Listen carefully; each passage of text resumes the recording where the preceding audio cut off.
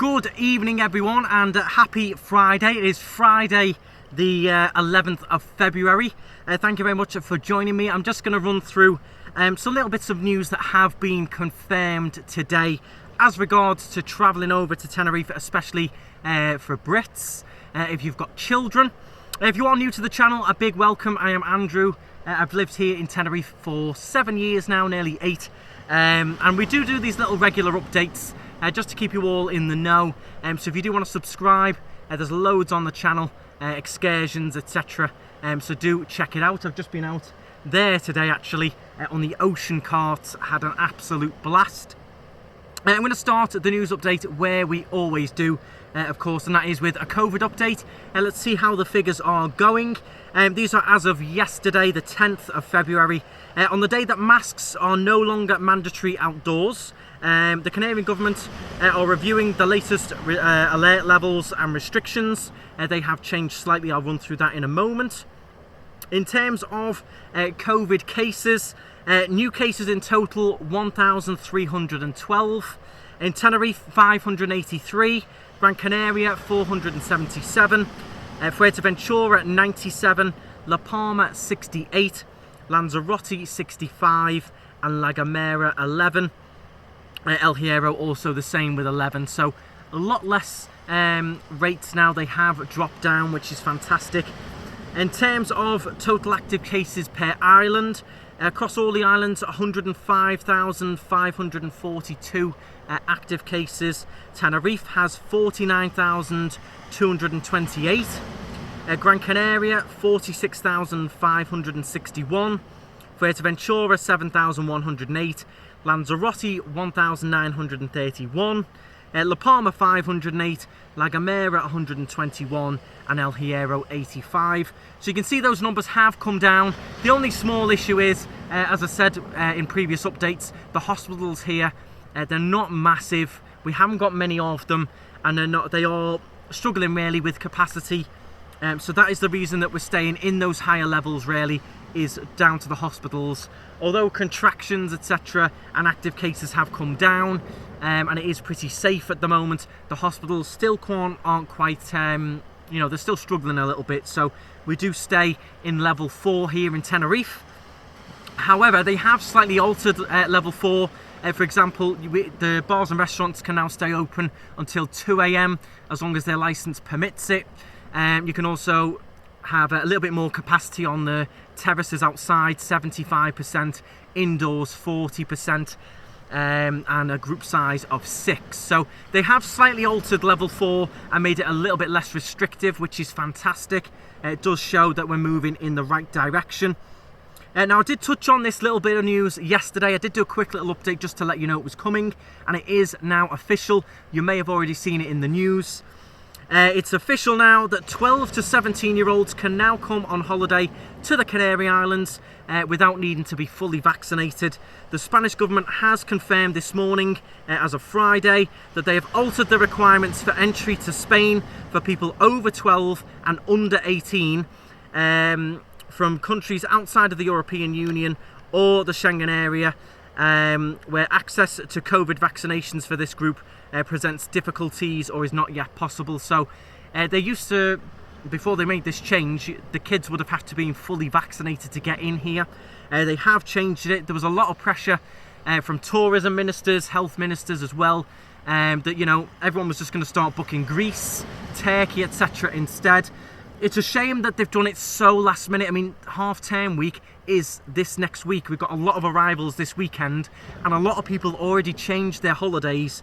So it's a shame that it took so long and to change it so last minute, which is a shame, but very, very positive news. If you are looking at coming over or you were booked, absolutely fantastic. Those under the age of 12 travelling with an adult will continue to not be subject to any type of health requirement to enter. So as it stands, if you are from the UK, Britain, Scotland, Wales, Ireland, as it stands, when you come over to Tenerife, you must be fully vaccinated. Your second vaccination can be no older than 9 months old. If it is, you need to have a booster. So if your second vaccine was, say, 10 months old or 11 months old, you must have had the booster as well. your previous vaccine cannot be older than 9 months. So you'll need to have proof of that when you come over. You'll also need to fill in the Spanish health form, and that is it's all relation to COVID, the health form. Some people say it's down to Brexit and things. The health form is for everyone. Even me as a resident, I have to fill in the Spanish health travel form. The link for that is in the description. It's all free. You just fill in that you're vaccinated, what vaccination you've had, where you're staying, have you been to any other countries, etc. Fill all that in. You'll have that as a barcode, and you just scan it at the airport when you get in. I do recommend having both of those printed off as well, just in case. Returning back to the UK, the most common question I'm getting at the moment is, do you still have to fill in the UK Traveller Locator form? And the answer is yes, you do. Although you don't need to have any tests or book any tests when you get back to England, you do still need to have filled in the travel location form, which again is free, and the link is in the description for that as well. So very, very positive news. Restrictions here coming down, a lot more free travel now, especially without the need for tests going back to England. Other countries loosening up a bit as well. Very, very good positive news. I do expect that flights, etc. will start to really go up in price now. And I've got to say, at the moment this weekend, very busy. I've got 15 cars in and out tomorrow at the airport. Saturday, it's going to be a busy, busy day tomorrow at the airport. In terms of other little bits of news to run through, I'm going to run through a few little other articles that I spotted. Speaking of flights, there's an article here that mandatory face masks on flights could be enforced for years. I can't personally see it going anywhere for a little while. UK airlines are seeking international consistency before lifting the face mask rules.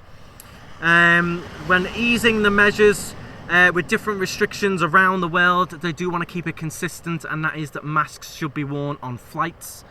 So if you're thinking that might go away anytime soon, I highly doubt it.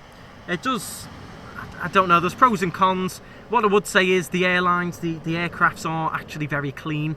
You'd think they wouldn't be, but the filters they have on the cabins for the air conditioning are absolutely fantastic. One recommendation I did see on a video on YouTube when I was flying, I did a bit of research trying to stay safe, and they actually recommend, a lot of people turn them off, but they actually recommend turning on the little vents above your head and keeping the airflow. People turn them off thinking, oh, I don't want that circulated air coming down on me. Actually does the opposite effect. It's good to have the air flowing, moving around you. It keeps the particles moving, is the theory. And that's what doctors have said. So I actually make sure when I've flown the last few times, the little vent above my head is on and blowing and circulating the air a little bit. In terms of other little bits of news, the Barcelo Hotel Group have begun construction of a new luxury, looks like a 5-star resort in Costa Rica in Tenerife.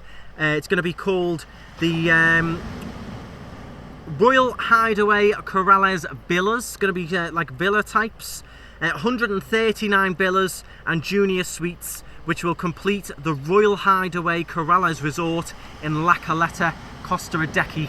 So they've started to crack on with that.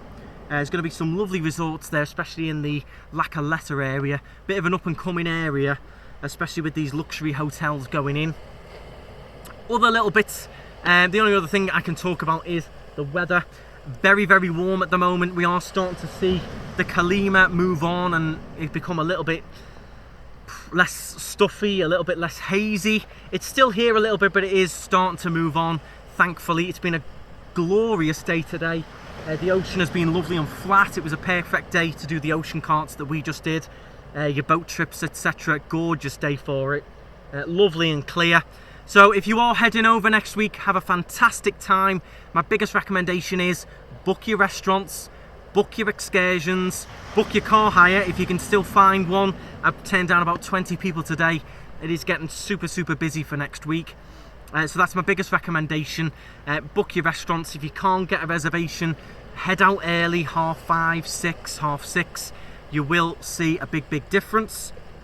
If you did appreciate the video, I do take a lot of time out to film these little updates and things. I could have been with the family there, but I wanted to come and give you the good news. So all I ask is just for a thumbs up on the video. Drop your comments as well. Let me know if you are heading over or you've recently booked, if you've noticed any difference in the price of flights. And also, if you're new to the channel, subscribe. It's completely free. And as I said at the start of the video, there is loads on the channel. There's live streams, there's news videos, there's excursions, recommendations. Also, don't forget the KnightStrider website, KnightStrider.com. Head on there. You've got, again, all the places that we recommend, all my latest Instagram posts, all the latest videos. We've got a shop on there with some lovely new merchandise.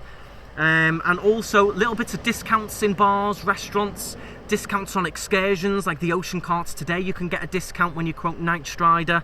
There's all kinds on the KnightStrider website, so do go and check that out as well. For now, that is it from me. I'm off for an Empire Steakhouse tonight at the Safari Centre in Las Americas with the family. Looking forward to that. We might go for a steak and ale pie, I think. That's my favourite in there. Thank you very much for watching. Stride on. I will bring the latest news to you, if anything else, dramatic changes next week. But for now, happy half term. For everyone else around Europe as well, have a fantastic week. Stay positive and see you very soon. Stride on.